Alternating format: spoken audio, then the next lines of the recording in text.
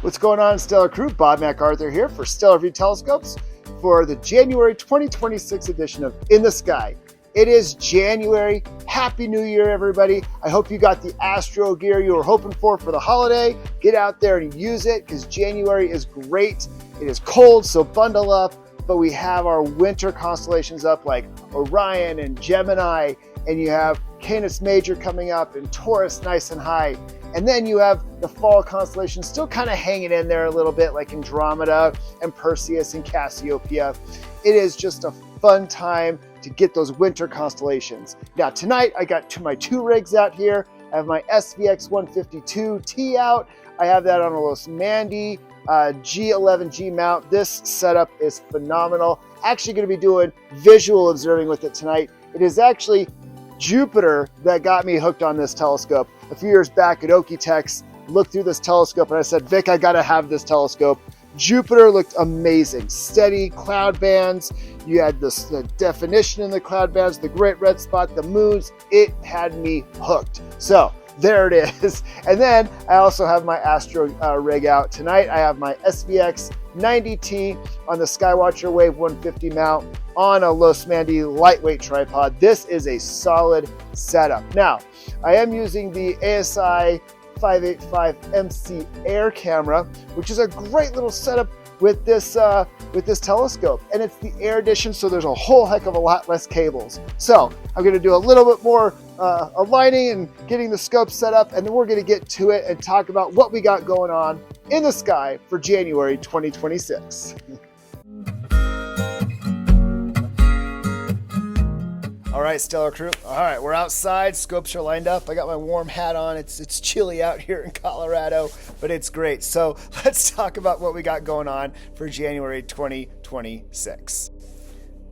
So we're going to start the month off with Earth being at perihelion. We are actually at our closest point to the sun. I know it's a little bit hard to think about here in the northern hemisphere because we're in winter time. Winter solstice was in December, but we are 91 million miles away from the sun in January.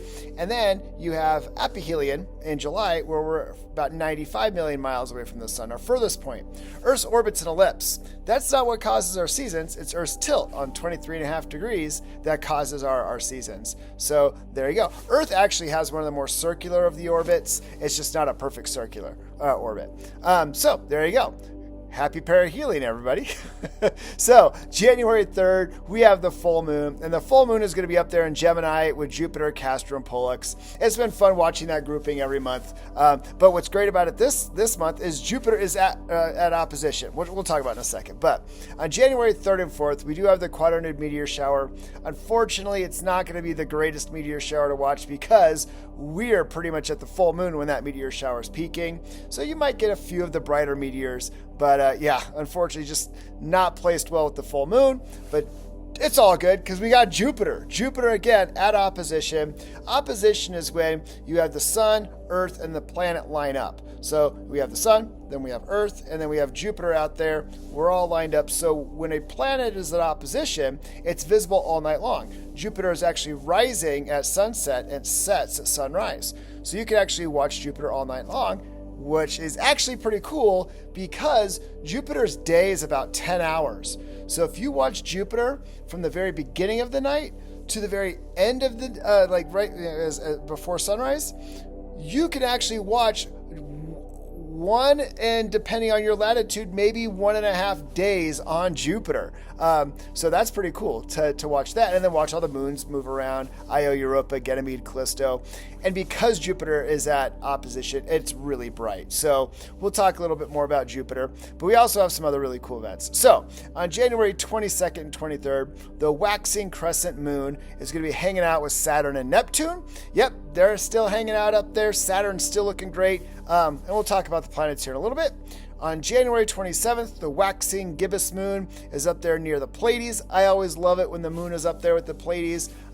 It's a cool photo op and just a cool observing opportunity too. So on January 30th, the waxing gibbous moon is back in Gemini because full lunar cycle, about 28 days. So there you go. And now the waxing gibbous moon is back in Gemini, hanging out with Jupiter, Castor, and Pollux in a slightly different position than it was earlier in the month in January. Now, on January 30th and 31st, before sunrise, looking to the west, you'll actually see that moon setting with Jupiter. So that'll be really cool. So the 31st and 30th, depending on, maybe both days, moon will be in a slightly different position, but they'll be setting in the west while, just before sunrise as the sun is coming up. Now, on January 31st and February 1st, the moon will also be near M44, the Beehive cluster. So check that out. That's always a fun opportunity or fun thing. It's like watching the moon go through the Pleiades, but then watching the moon go through another star cluster, M44, the Beehive. So check that out. There you go. Now, let's talk about what we got going on with the planets. The sun. The sun is still going. We are, kind of on the downturn of solar maximum, but that doesn't mean the sun's going quiet. We got a few years before that happens. So view the sun safely. I cannot emphasize that enough. Whether you have an H alpha scope or a white light filter or Herschel wedge or whatever, but always please, when viewing the sun, you want to have the right filter. And when you do, and you do view the sun safely, it is amazing to see those sunspots. So keep an eye. I really like spaceweather.com. They do a phenomenal job, updating us on what's going on with the sun and the sunspots and space weather and things like that. So there you go. Check out spaceweather.com. Now, planets. It's kind of a weird little situation with the planets right now, but all of the inner planets, Mercury, Venus, and Mars, are kind of at solar conjunction right now. So they're really not very well placed. Next month in February, Venus is going to start becoming visible in the evening sky. It's been morning for the last few months, but now we're going to get Venus in the evening sky, going from a full Venus to a crescent Venus over the next few months. That'll be fun to watch. But the outer planets are still really nicely placed, except for Mars. Mars is, it's a terrestrial planet, still considered an inner planet because it's inside of the asteroid belt. So it is actually going to be, it's a solar conjunction too, which is fine. But the outer planets, Jupiter, Saturn, Uranus, and Neptune, are all placed really nice. Pluto, for me, I have a special place for Pluto. It is also a solar conjunction, so no go there. But like I said, Jupiter, Saturn, Uranus, and Neptune, all great viewing right now. Saturn and Neptune are hanging out really close. Uranus is in the constellation of Taurus. I've been having fun observing Uranus. And then Jupiter is up there in Gemini. So, I know I mentioned it, but the Sky and Telescope astronomical tools, if you just Google search that up, you can find out which moons are crossing Jupiter at what time, when is the shadow transits. You find out same thing with Saturn, Uranus, and Neptune. They'll tell you which moons you're seeing and things like that. Stellarium and Sky Safari will also do the same thing. Again, it's fun to get on those websites to know what you're looking at. The other night, I actually watched an Io transit and got to see Io move in front of Jupiter and see that shadow. That was really cool. And check out that picture that Ralph got of Jupiter. Holy cow, with his SVX 140. Nice shot right there. So there you go. It is Jupiter season. And then there's your full moon, January 3rd at the beginning of the month. So right bang boom right there at the beginning of the month, full moon. But you know what, even when the full moon's up, you can get some of those binaries that we talk about at the end and those planets. So just because the moon's out, full moon action, check out the planets. Jupiter's at opposition. Let's check it out. And then at the kind of the middle of the month, new moon, January 18th. So plan your observing sessions accordingly. There you go. All right, so what do we got going on for star clusters? Well, we are now in winter Milky Way season. Everybody always talks about summer Milky Way season. That is the best time to see the Milky Way going across the sky, because that's when we're placed at looking at the galactic core. In the winter time, we're kind of facing out of the Milky Way, kind of the outer arms, but we're still looking within the Milky Way plane. So lots of open star clusters, lots of nebula. So that's why there's so many things here on the list. And I could keep going. There's just so many clusters, and I'm just hitting some of the brighter ones and the more easier ones. But if you start scanning through like Cassiopeia and Auriga, down through Canis Major, there are so many clusters to look at. So you have NGC 1931 up in Auriga. I always talk about M36, 37, and 38 up there. Great ones to look at too. My favorite, the Perseus double, still up doing a good thing. the Pleiades. I mean, that's a great cluster to look at. M45. And like I said, the moon's going to be up near it. One of my favorite winter time constellation or winter open star clusters is M35, and got a good picture of it there. But Jim shot that with his SV80. So look at that right there. And then you got that nice little star cluster below it too. So there you go. M41's a great one. I like M46. M46 over there in Puppis. It has a planetary nebula in it. So check that one out. And then you have Monoceros with M50. And then I'm actually shooting right now. I'm shooting M79. Which is a globular down there in Lepus. So I'm checking that one out. I'm seeing, actually got it, just to see how it looks right now. Well, let's see. I'm going to go over here. It's so great when you can just see, there it is. I'm shooting that right there with my SVX90T. Yeah, and like I said, I'm using the ASI 585 MC Air. So just playing around, having some fun. I'll see how the image comes out. I am not an astro imager at all. Astrophotography is new to me. I visual guy. The images you guys post and put up are amazing. Now, if you have great star cluster photos, please share them with us. We definitely, galaxies, star clusters, you guys have some phenomenal images. Speaking of phenomenal images, let's go to Nebula. Here we are with Nebula. Oh wait, I gotta take a Jupiter break. That's what I have in my 152. See how Jupiter looks. Completely free. I got carried away. Yeah. Nice. Planet, got the cloud bands. There it is. It's just, Jupiter looks so amazing. These little red lights are great, by the way. These little O lights, they are great. You can turn them on and you can turn it. There goes my night vision, right? But what I really like about them is that feature right there. And they're magnetic. You can just stick them on stuff, and really great for star parties or public events. So check them out, the O lights. Yeah, there you go. So have it right there on my tripod so I can see my eyepieces. Anyways, nebulas. There's, like I said, we're still got some of the fall stuff like the California Nebula up there in Perseus. You still can get the little dumbbell up there in Perseus. But we also have some other things. I really like M1, the Crab Nebula. It's a little tricky. It's small, but it is just it has a supernova remnant. So you're looking at the end of stars. When we talk about emission nebulas or reflection nebulas, those are generally newer stars. So we can actually see the life cycle of a star by looking at the emission nebulas. But then you look at the little dumbbell, which is a planetary. That's the end result of a solar mass star, like our sun. And then you look at the Crab Nebula, M1, that's a supernova remnant. That is the leftovers of a supermassive star exploding. And the nebula you're seeing are the heavier elements that are being made. So that's the life cycle of a star right there. But now we have the Rosette Nebula. This is one of my favorite nebulas to look at. It is beautiful. You can get it visually. If I throw in a UHC filter, it pops in the 90 and looks phenomenal in the 152. But then we also have kind of a month late, the Christmas tree cluster and the Cone Nebula. And actually it's really fun when you do look at the Christmas tree cluster. It has that little Christmas tree shape of stars, and the cone is kind of where the star on top of the Christmas tree would be. So that's a fun one to get. It's a little challenging visually. Sometimes the UHC helps. Sometimes your narrowband filters help. Astrophotography, you can get it to pop. So check that out for sure. You also have the Orion Nebula. Of course, I had to put that one in there because everybody likes to shoot that one. It's great visually and astrophotography. And then, of course, IC 434, the Horsehead Nebula. Another great nebula to look at.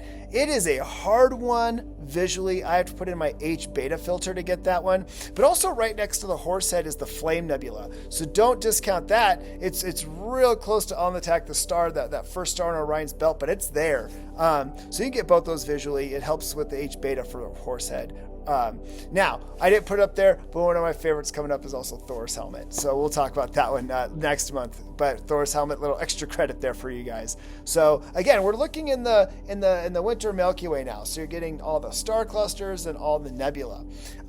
Winter galaxies, there's not a whole heck of a lot of them, but there are some. Like there are a whole bunch down in Eridanus, the coming off the foot of Orion, the river Eridanus. NGC 1300 is a beautiful barred spiral galaxy. Check that one out. You have NGC 1232, the Eye of God galaxy.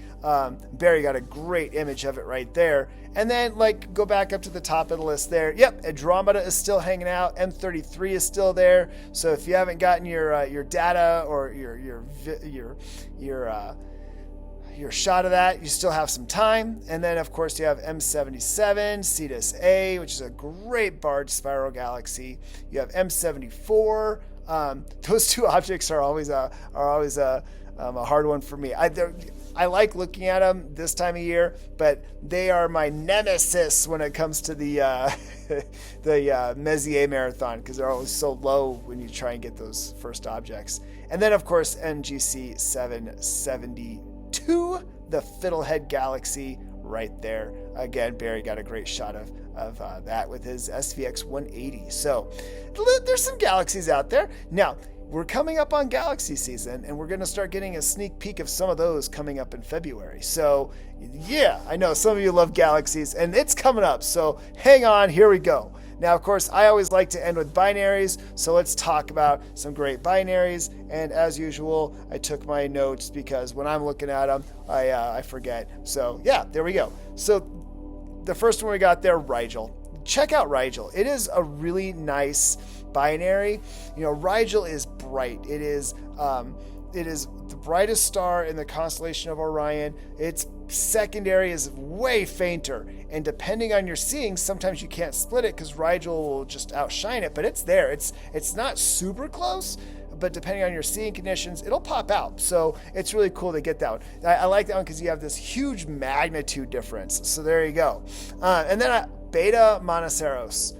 This one is so fun because it's not very often we get a nice little triple star system. So you actually get all three stars. They're all about the same color. Now the tight pair, the secondary is a little bit fainter. So depending on your seeing conditions, that can get washed out. But Beta Monoceros I love that one. It is a fun one to look at, that nice triple star system. And then we have one Aries. This is a really nice little binary system for sure. You have a gold primary that's nice and bright, and then you have a secondary that's a little bit fainter, a little pale bluish white. So check that one out. And they're tight. It's nice. It's a nice tight pair. So check that out. They're very similar magnitude. The primary, though, is just slightly brighter. So there you go. And then this one is new to me. I really loved finding this one out. Struve 559 or HR 1442. This is the new one of the list. It's a neat little binary. So check this one up. It's up there in Taurus, and it's a nice tight pair. Easy to split. In my 152, easy to split. They're very similar in magnitude, and they have kind of a whitish yellow color. So check them out. It's fun. It's a good test on your seeing to pull that one. I think it's 7th magnitude, 6.5 7th magnitude. So check those out. Then, like I said, they're a nice tight player. Slight magnitude difference, but very, very similar magnitude difference. So I always try and find new binaries to look at, and the Beta Monoceros, Rigel, and one Aries I've looked at before, but this Struve 559, fun new one on the list for sure. Well, here we are. It is January. It is the new year, and it's so fun every day or every month to come out and hang out with you guys, talk about the gear that we observe with, new equipment, taking pictures. It's great. Hey, if you're going to be out in Arizona, Vic is going to be at the American Astronomical Society's annual conference, the AAS. They are in Phoenix this year. Vic is going to be there with the 180. So go say hi to Vic. He loves to talk shop and would love to see you guys and meet you guys. Give a little shout out to In the Sky. It's fun to do this with y'all, and go say hi to Vic. We got star party seasons are coming up, so make sure you guys are looking at what star parties you want to go to. I know the winter star party's coming up. Texas star party is going to be here before you know it. So get out there, start thinking about star parties and planning that. Despite the weather, despite how cold it can get, we've had a very dry winter here in Colorado, so we've been able to observe, but it's been windy, I'll tell you that. But despite the weather, get out, observe. Jupiter is just a good reason to get out. It's just fun to share the hobby and share it with friends. Get involved with your local club. On those cold nights, start planning an observing list. Maybe those are the nights that you are not out observing because it's cold or it's cloudy or it's snowing or whatever weather's happening. Plan your observing list. Sky and Telescope magazine is I love that magazine. They have a great article in the January edition about observing and viewing Jupiter and all the little nuances of observing Jupiter. Find some good reading material. There's a lot of good reading material out there for observing or tips and tricks on astrophotography. So despite the weather, there's always something we could do. Crunching the data and analyzing your images and things like that. Just get out there. Have fun. If you can't get out there, do something else with your hobby. Like I said, getting involved with your local astronomy club, read up observing lists, maybe try some new observing lists, whatever. So there's always something fun to do in our hobby of astronomy and observational astronomy. So get out there, have fun, and keep looking up.